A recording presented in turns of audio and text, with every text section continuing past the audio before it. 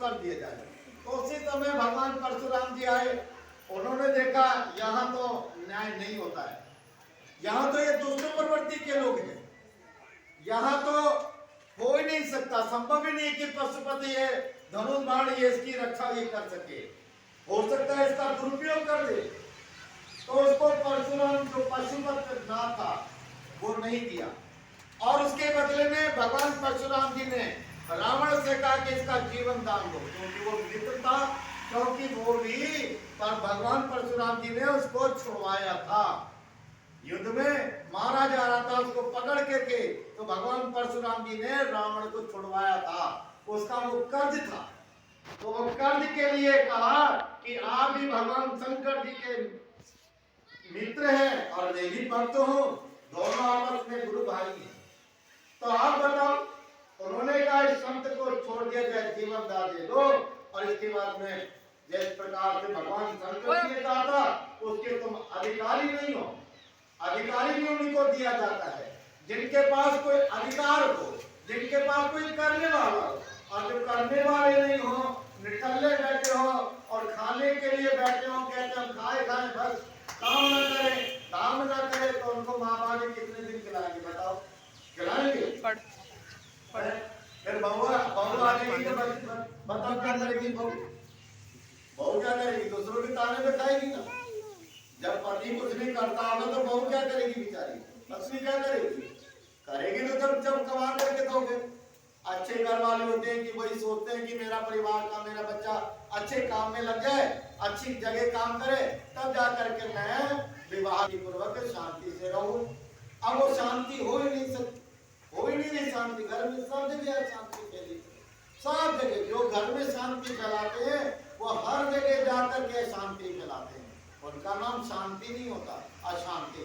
अच्छा, किसी का नाम है अशांति? बता दो, किसी का नाम रखा हो अशांति है? शांति, सबका शांति शांति शांति है ना, ये नाम रखे जाते हैं। शांति हो, आत्म शांति मिले, तो इसके लिए हम कहना क्या चाहते हैं, तात्पर्य है हमारा। तो हमारा एक तात्पर्य है, अंदर आ जाओ दीदी, अंदर आओ आप लोग। तो कहते हैं देखो, शांति आत्म कल्याण के लिए है। अगर हमारे अंदर शांति ना हो, है ना, हमारे अंदर अगर शांति ना हो तो हम घर को भी अशांत फैला देते हैं। इसलिए भगवान परशुराम जी ने कहा कि तेरे पास शांति नहीं है, तो दुष्ट प्रवृत्ति वाला है, राक्षस प्रवृत्ति वाला है, लेकिन है संतान ऋषि की संतान थी, लेकिन फिर भी वो राक्षस बना, राक्षसों जैसा काम किया। अब जैसा राक्षस जैसा काम करेंगे तो वही राक्षस ही तो होंगे वो, हैं?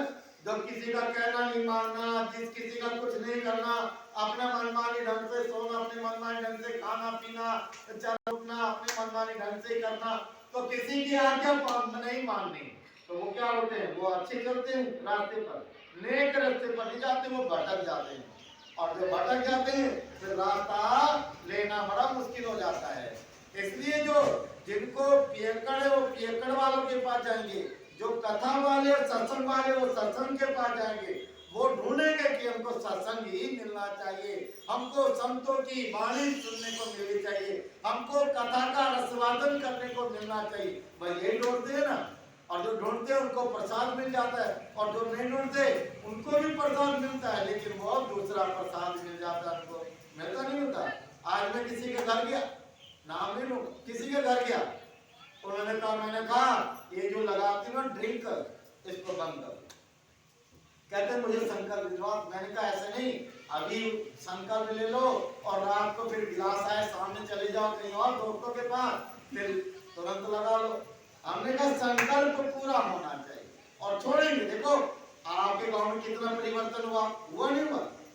अभी भी होगा, आस्ते आस्ते सब कुछ होता है, एकदम नहीं कोई कर सकता, बिल्कुल आस्ते आस्ते। और वो आज एक मैंने कहा कि देखो आज मेरे प्रभु श्री राम जी का स्थापना दिवस है, और स्थापना दिवस में मैं तुम्हारी बोतल छुड़वाऊंगा। आज उनकी बोतल छुड़ गई 12 बजे। हाँ, ताली तो बजा लो, सही तरीके से कह रहे हैं, ऐसा नहीं कहते। हाँ, आस पास में भी नहीं आनी चाहिए। हम तो कई बार बोल चुके हैं। हम तो देखो यही तो कहते हैं राक्षस प्रवृत्ति का जो है उनको परमात्मा की ओर जोड़ो। राम नाम की तो कहा, राम नाम की जोड़ है। हनुमान जी ने भी तो यही कहा है ना। हनुमान जी ने तो राम के सेवक थे ना, मेरे प्रभु के सेवक 24 घंटे सेवा में रहते थे उनकी, और राम नाम ढूंढते थे कि कहाँ है राम राम, राम राम का है। तो भगवान परशुराम जी ने कहा तेरे बस में नहीं है, ये धनुष बाण तू नहीं संभाल सकता। उन्होंने कहा जो मेरे को भगवान जी ने कहा, मेरे गुरु ने कहा है, मैं उनकी आज्ञा का पालन करूंगा। और वो कहाँ गए? बोले जनकपुर में गए, और वहां जाकर के पहले उससे जाने से पहले श्रवण के माता पिता के दर्शन किए उन्होंने। और श्रवण के जब माता पिता के दर्शन करने के लिए गए, उन्होंने चरण छुए। देख लो, भगवान होते हुए भी उन वृद्ध माता पिता के चरण छुए। आज तो माता पिता के बच्चे भी चरण छूने में शर्माते हैं कि हाय हम वो नहीं हो जाए, अछूत हो जाए। क्योंकि हमने जो दीक्षा दे रहे हैं, हम जो शिक्षा देने में लगे, आज माँ बाप देखते नहीं है। क्योंकि माँ बाप ने काम नहीं किया तो बच्चे क्या करेंगे? अगर बच्चे करेंगे तभी तो कुछ कर सिखाएंगे तभी तो। छोटे बच्चे आते हैं तो कभी देखते हैं माँ बाप को मंदिर में जल चढ़ा रहे हैं, तो वो भी जल चढ़ाते हैं, चढ़ाते नहीं चढ़ाते, अपना कमंडल लेके छोटे छोटे बच्चे आते हैं अपना कमंडल दादू के साथ, कमंडल लेके आते। क्यों? दादू आ रहे उनके साथ बोला आ रहे तो उनके साथ हम भी करें ना। छोटे छोटे बच्चे, ये मैं कहने का मतलब ये है कि आप आओ, लेकिन बच्चों को भी सिखाओ कि कैसे दंडवत करना चाहिए, कैसे गुरु के चरणों में बैठना चाहिए, कैसे प्रणाम भगवान को करना चाहिए। आपको देख करके बच्चा भी सीखता है। अगर आप बच्चों के सामने कुछ और गलत बातें कर रहे हो तो बच्चा भी वही सीखेगा। सीखता नहीं सीखता, नेगेटिव पॉजिटिव दोनों तरफ होता है। और जहाँ अच्छाई होती है वहां बुराई तुरंत फायदा उठाती है। इसलिए बुरा देखा मैं चला, बुरा ना मिलिया कोई। बुरा जो है ना, बुरा मिलना बड़े आसानी से मिल जाते हैं बुरे लोग। बुरी लोगों के लिए बुरी प्रशंसा करने के लिए, बुरी संगत के लिए, बुरे विचार करने के लिए तत्पर लोग तैयार हो जाते हैं, हो जाते नहीं। और अच्छे लोगों के लिए भी होते हैं, अच्छे लोग भी खड़े हैं। और अच्छे लोग खड़े तभी सनातन जिंदाबाद है। बोले सनातन भगवान की जय, बोले सनातन देव भगवान की जय। सनातन तभी है, सनातन की जय जयकार है। अगर सनातन नहीं होता, अगर ऋषि मुनि नहीं होते, अगर गुरु नहीं होते तो आप भी कहां बैठे होते ना। अब हो रहा है ना यही हाल हिंदुओं का। अच्छा हो रहा कि बताओ खराब हो रहा? नाम नहीं लेते। अब हिंदू जाग रहा है ना, हिंदू जागेगा। अब ये समय आ चुका है कि हिंदू को जागना पड़ेगा। अगर हिंदू नहीं जागेगा दीदी तो फिर कभी भी जिंदगी में नहीं जाग सकता। और ये सब कुछ होने के बाद भी आज वो कनपट्टे जो लोग हैं वो बेचारे थक पड़ा रहे हैं कि हाय मोदी ने तो ये कर दिया कि बाहर के लोग रह रहे हैं, उनको 1 साल का भी वो भी वोट डालने के अधिकारी हो गए। नहीं हो गए? आपको अधिकार मिल गया नहीं मिल गया? सबको मिला, पहले नहीं था ना। पहले सारे के सारे लोग श्रीनगर में भागते थे, आज श्रीनगर में कोई भाग रहा? आपको इतनी सत्ताएं कर दी, चेकिंग हो रही, सब कुछ कर रहे। क्यों? क्योंकि हिंदू को जगाने का काम करे। और हिंदू जब तक नहीं जागेगा, मान प्रतिष्ठा नहीं रखेगा अपने माता पिता के लिए, बच्चे जो हैं आचरणवादी नहीं बनेंगे, शिक्षावादी नहीं बनेंगे, तब तक कुछ नहीं होने वाला। होने वाला। इसलिए छोटे छोटे बच्चों को देख करके हमको भी शिक्षा लेनी चाहिए, छोटे बच्चों को देख करके हमको भी काम करना चाहिए। और परशुराम जी मिले और उनको दंडवत प्रणाम किया भगवान को, उनके माता पिता श्रवण के माता पिता को प्रणाम किया।